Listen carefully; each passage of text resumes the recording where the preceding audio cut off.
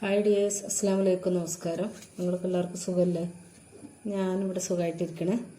എല്ലാവർക്കും സുഖമായിരിക്കട്ടെ എന്ന് ആത്മാർത്ഥമായിട്ട് പ്രാർത്ഥിക്കുന്നു.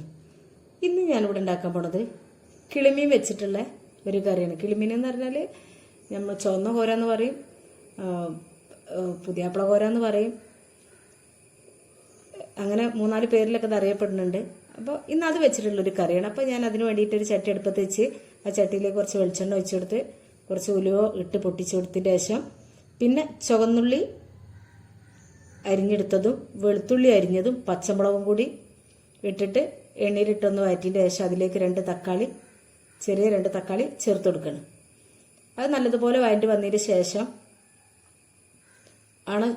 അതിന് ശേഷമാണ് അതിലേക്ക് പൊടികളൊക്കെ ചേർത്ത് കൊടുക്കുന്നത്.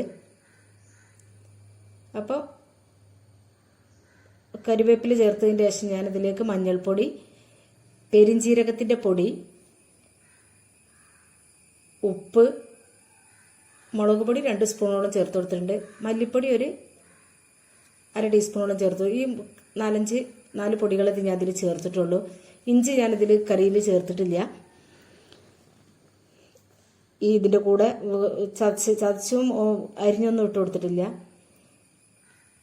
പിന്നെ ഇതിലെ പുളിക്ക് ആവശ്യത്തിന് വേണ്ടിയിട്ട് പിന്നെ ഞാൻ ചേർത്ത് കൊടുക്കുന്നത് കുടംപുളിയാണ്. കുടംപുളി ഇട്ട് മീൻകറി വെക്കുമ്പോൾ ഒരു പ്രത്യേക ഒരു ടേസ്റ്റാണ്. ഇഷ്ടപ്പെടുന്നവർക്ക് കേട്ടോ, എല്ലാവർക്കും ഇഷ്ടപ്പെട്ടോളൊന്നുമില്ല, വാളംപുളി ചേർക്കണവരുണ്ട്.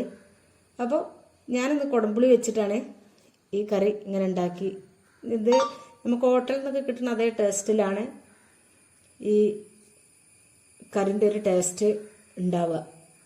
അപ്പോൾ ആ തക്കാളി ഇതെല്ലാം ശരിക്കും നല്ലതുപോലെ വഴണ്ടി വന്നതിന് ശേഷം പിന്നെ അതിലേക്ക് നമ്മൾക്ക് എത്രയാണോ കറി വേണ്ടത് അതിനനുസരിച്ച് ഉള്ള വെള്ളം ഒഴിച്ചു കൊടുക്കുക.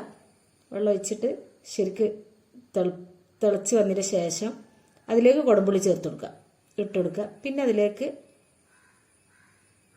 കഴുകി വൃത്തിയാക്കി വെച്ച മീൻ ചേർത്ത് കൊടുക്കുക. മീൻ ശരിക്കും വെന്ത് കഴിഞ്ഞതിന് ശേഷമാണ് പിന്നെ നമ്മൾ ഇതിലേക്ക് തേങ്ങാപ്പാൽ ചേർത്ത് കൊടുക്കേണ്ടത്. ഞാൻ തേങ്ങ അരച്ചതല്ല, തേങ്ങാപ്പാലാണ്. അപ്പോൾ തേങ്ങേൻ്റെ ഫസ്റ്റ് പാൽ എടുത്തിട്ട് അതാണ് ഞാനിതിൽ ചേർത്ത് കൊടുത്തിട്ടുള്ളത്. അപ്പോൾ നിങ്ങളിതുപോലെ ഒന്ന് ഉണ്ടാക്കി നോക്കിയിട്ട് ഫീഡ്ബാക്ക് അറിയിക്കുക. നല്ല ടേസ്റ്റുള്ള കറിയാണ്. ചപ്പാത്തിൻ്റെ കൂടിയും ചോറിൻ്റെ കൂടിയൊക്കെ കൂട്ടാൻ നല്ല ടേസ്റ്റ് ഉണ്ടായിരുന്നു. അപ്പോൾ നിങ്ങൾക്ക് എൻ്റെ വീഡിയോ ഇഷ്ടപ്പെടുകയാണെന്നുണ്ടെങ്കിൽ ഒരു ലൈക്ക് ഒന്ന് സപ്പോർട്ട് ചെയ്യുക. വീഡിയോ ഇഷ്ടപ്പെട്ട ഫ്രണ്ട്സിനും ഫാമിലിക്കൊക്കെ ഒന്ന് ഷെയർ ചെയ്ത് കൊടുക്കുക.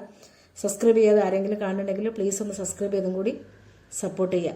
പിന്നെ തേങ്ങാപ്പാലൊക്കെ ഒഴിച്ചതിന് ശേഷം കുറച്ച് മല്ലിച്ചപ്പ് ഇട്ടെടുത്തിട്ട് ഗ്യാസ് ഓഫ് ചെയ്ത് അടച്ച് വെക്കുക. തേങ്ങാപ്പാൽ ഒഴിച്ചതിൻ്റെ ശേഷം ഒരിക്കലും